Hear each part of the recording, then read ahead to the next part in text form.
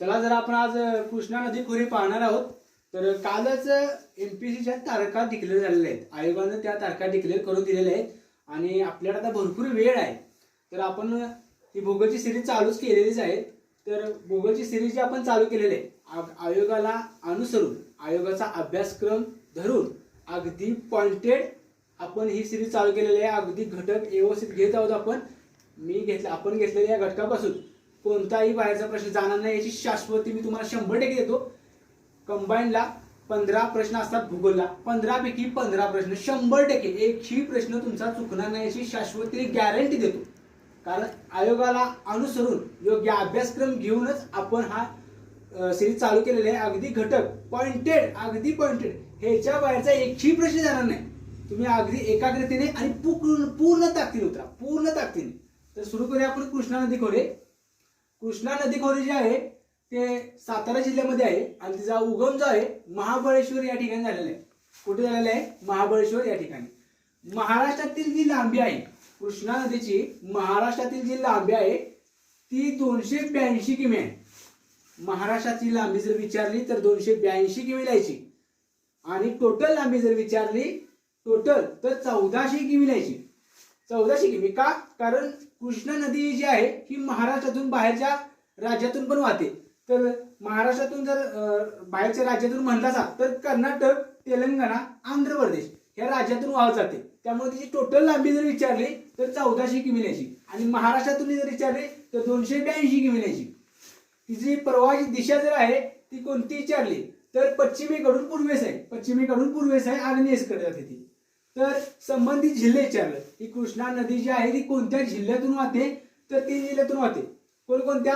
सातारा, सांगली, कोल्हापूर या 3 जिल्ह्यातून कृष्णा नदी वाहते. जिल्हे विचारले, राज्य विचारली तर कर्नाटक, तेलंगणा आणि आंध्र प्रदेश हे 3 राज्य आहेत ही कृष्णा नदी वाहते. तर ह्याच्या उपनद्या कंबाईनला विचारतात, राज्यसेवेला विचारतात, प्रीला. तर ह्या उपनद्या कोणकोणत्या आहेत? कोयना आहे, वारणा आहे, वेगना आहे, एरका आहे, पंचगंगा आहे, दूधगंगा आहे, घटप्रभा आहे.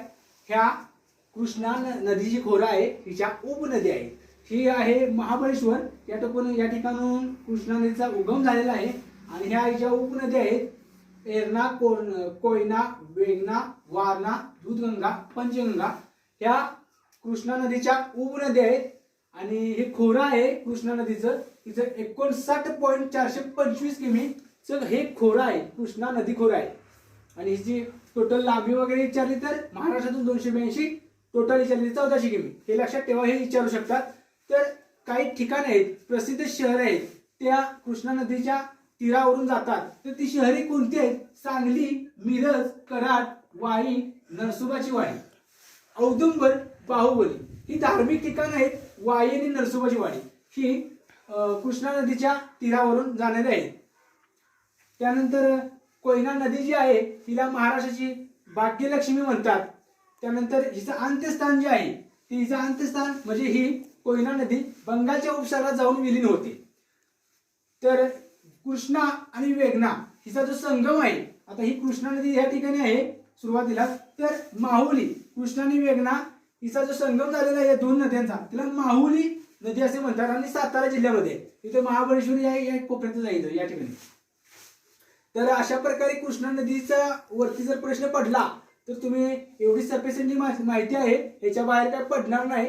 एवढंच कंबाईन राज्यसेवेला विचारतात.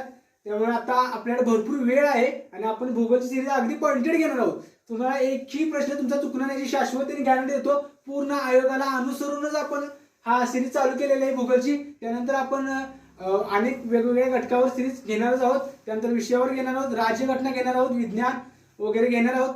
अगदी पूर्ण कव्हर करून घेणार आहे. आपल्या वेळेचा पूर्ण वापर करा आणि चांगल्या प्रकारे अभ्यास करा. आपल्याकडे वेळ आहे. तर ही आहे कृष्णा नदीची खोरं. एवढं जरी केलं तर सफिशियंटली पास होते. ठीक आहे, धन्यवाद.